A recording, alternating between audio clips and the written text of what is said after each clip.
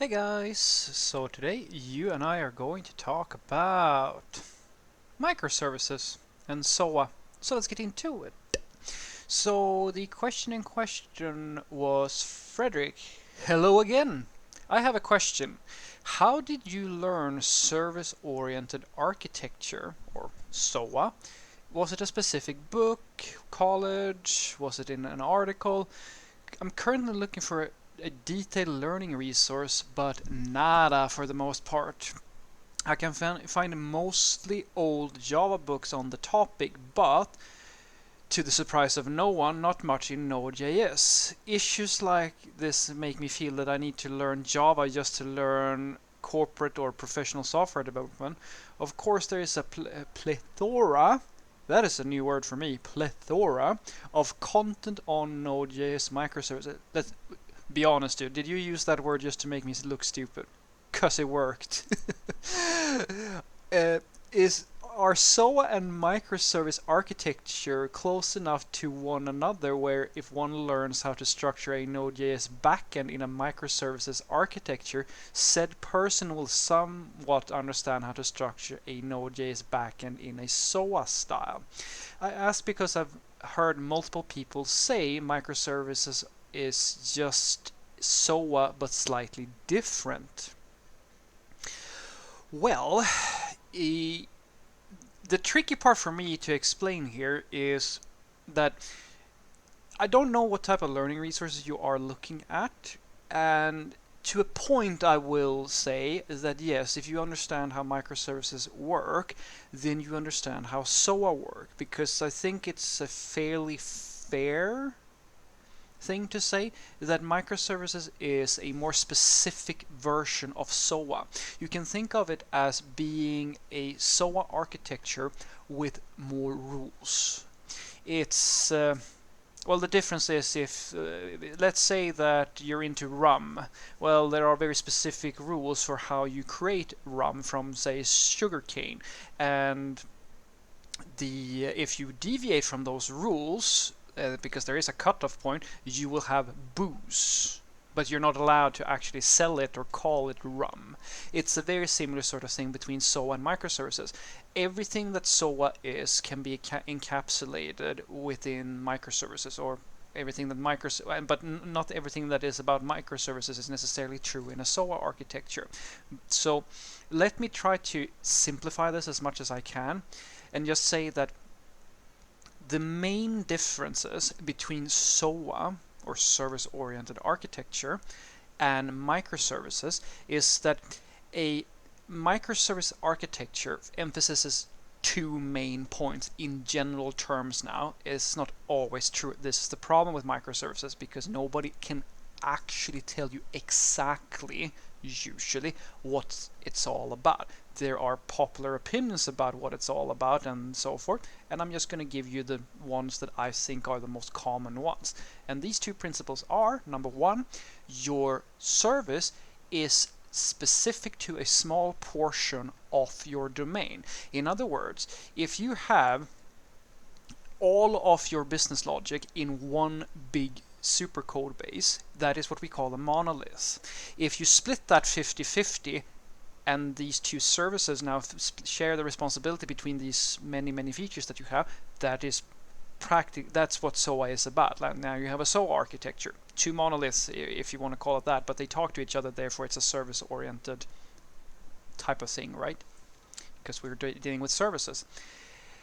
If you split out every single piece of every, say, domain object, which is a very popular split, it doesn't have to be at that level, but let's say that you split out all of the different domain objects into small services that just basically take care of one part of each domain entity,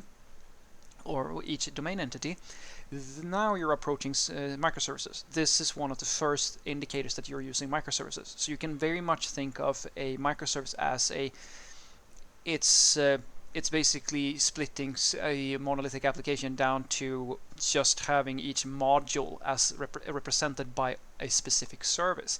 That's not 100% accurate all the time, because there are people who will, there are certain things that are not necessarily mapped to a domain model. It can be many things that is represented through a microservice.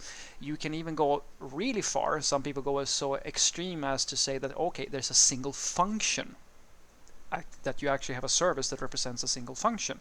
Now, what usually happens here is that you have hundreds, if not thousands, of microservices, but in a SOA architecture, you usually have maybe 2, 3, 4, 5, a handful of services that talk to each other.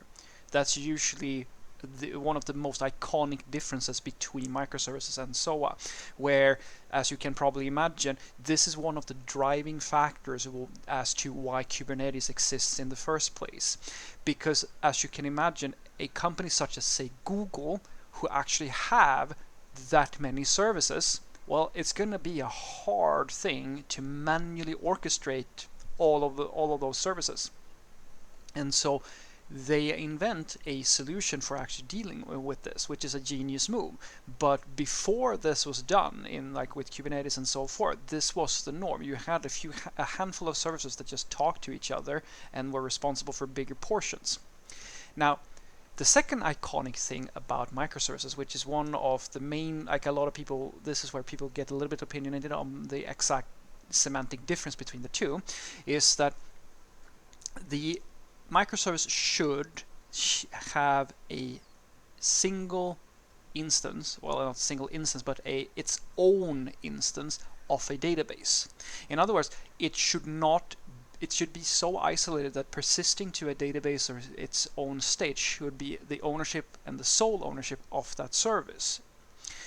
That is not true in a SOA architecture necessarily. In a SOA architecture, you can have, say, 3 different parts of the system, 3 different services, and they can all share the same database, because there's not a strict rule that says anything about that. But for a microservice architecture, even if you have the other part where you have these tiny services and you show that to an architect somewhere and they share a database, that person might go and say, no, that's not actually microservices, because they should not share the same database. So this is the essence, and it's a simplified version, just understand that, but this is the essence of the differences between the two. Now, the problem that you might face if you go and look at, say, Node.js and so forth and microservices is that the emphasis on microservices, because they represent such a unique problem, because usually people think in terms of hundreds of microservices when we talk about a little bit of scale.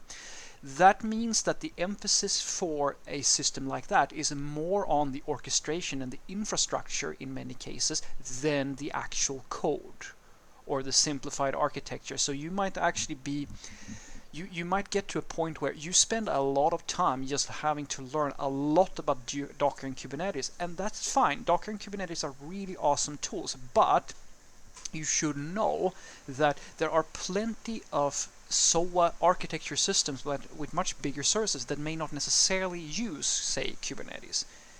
There are systems that still do. Even you can use Kubernetes even if you have one service, like one monolith if you want to, or two monoliths that talk to each other. It doesn't really matter. But I want you to just grasp that part. Yes, you will get the essence of SOA by understanding microservices, because they're very, as you stated, they are extremely similar. It's just that microservices may have a few stricter rules around the definition of one.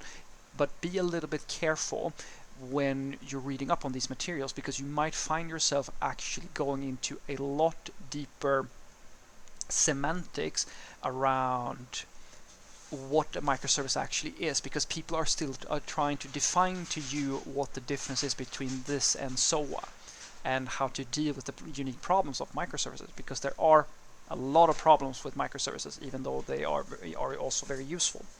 So what I want you to take away from this is basically that yes, you can learn microservice architectures, a microservices architecture with Node and understand the gist of what SOA is about, because at the essence of SOA is just that you, instead of having one big super code base, you split it out into multiple services that just talk to each other, and there's not necessarily any strict rules for how you should do that. Practically it's like a bucket name, as I said, with booze. Everything is booze if you don't go more specific into details about what type of booze are you drinking. And that, I think, is going to be enough for you to answer this question. It's fine to learn microservices, and I promise you, if you have microservices, you will fairly quickly understand what SOA is about, because the differences are not that great. It's just, as I urge you to be a little bit careful about going into the semantics of what a microservice actually is, because a lot of people spend a lot of wasted energy in many cases on trying to define what it's about, how to work with it, what's the best approach, and so forth. And in essence, you might find that you spend time learning how to deal with like 1,000 microservices, when the reality is that most companies actually only deal with a handful of services, such as in a SOA application, because that is the norm. The norm is that you have maybe a handful of services, and people are hyping microservices even though they are not the norm. Have a great day.